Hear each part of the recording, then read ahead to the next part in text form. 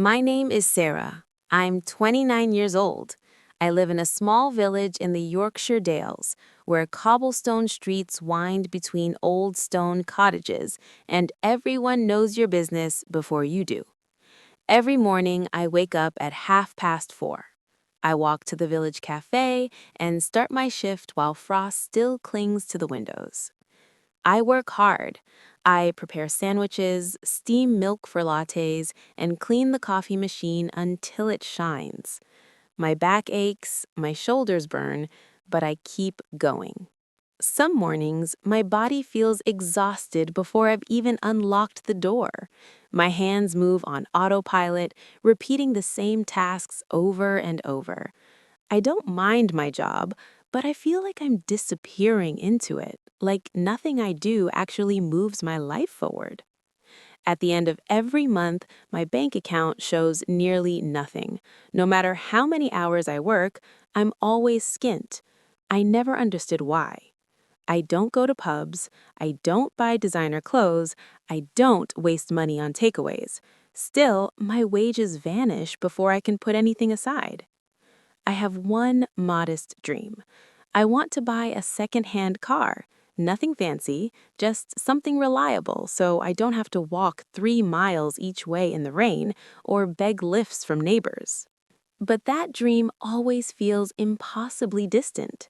When I finish my shift in the evening, I walk the same country lane home. My uniform smells of coffee grounds and fried bacon. My legs feel like lead. When it rains, the path turns slippery with mud.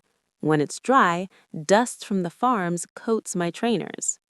I see other people in the village who've managed to get a moped, a bicycle with a motor, or even an old Ford Fiesta.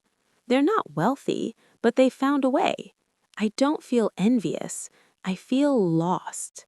I ask myself, what am I missing? My flat is tiny, one bedroom above the butcher's shop, a kitchenette barely big enough to turn around in, and a view of the church graveyard. When my pay goes in, I already know where every penny is spoken for. Rent, groceries, electric bill, overdraft fees. When I'm done counting, there's nothing left. Many nights, while preparing breakfast rolls at dawn, I think about my situation. Every time I try to save, something goes wrong. My phone screen cracks, the boiler breaks down, the vet bill arrives. It feels like I'm running a race where the finish line keeps moving further away. I used to think money troubles only happened to irresponsible people, but I was careful and still drowning.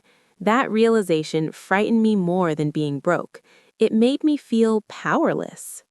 One afternoon, while delivering a lunch order to a customer at the village hall, I overhear her chatting to someone else. She mentions that she saves 1% of everything she earns. She says it's helped her understand her spending patterns. I don't get it at first. 1% seems meaningless. How could such a tiny amount make any difference? A few days later, I bump into her at the co-op.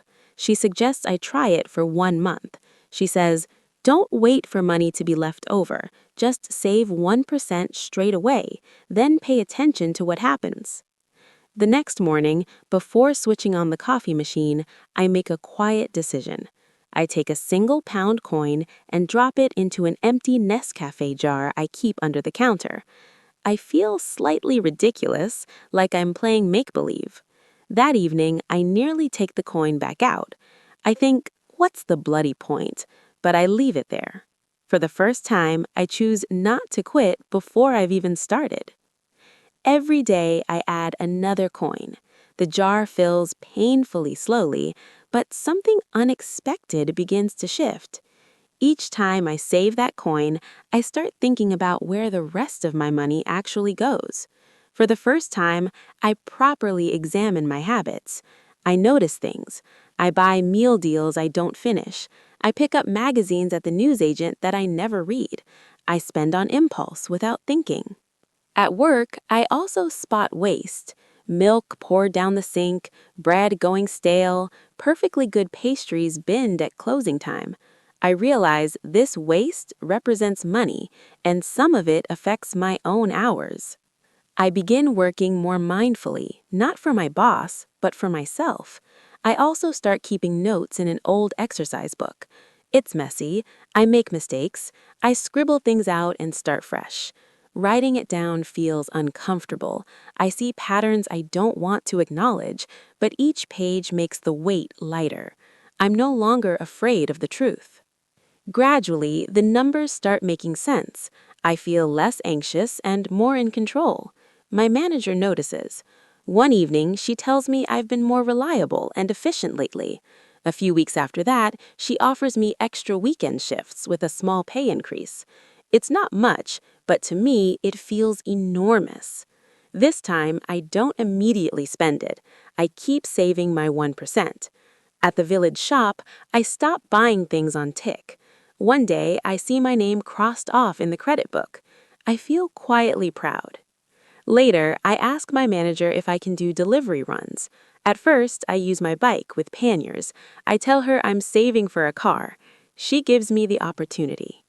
Months go by. The jar grows heavy. One evening, I tip it out on my bed and count everything. My hands tremble.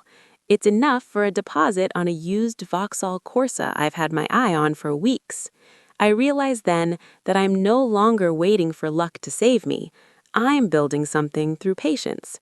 That feeling is unfamiliar, and it gives me courage. I go to the seller, I place the cash on his kitchen table. He asks how long I've been saving. I say, a little bit every single day. That evening, I drive home cautiously.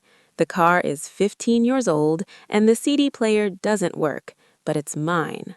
When I park outside the butcher's, I understand something profound. The biggest change wasn't the car.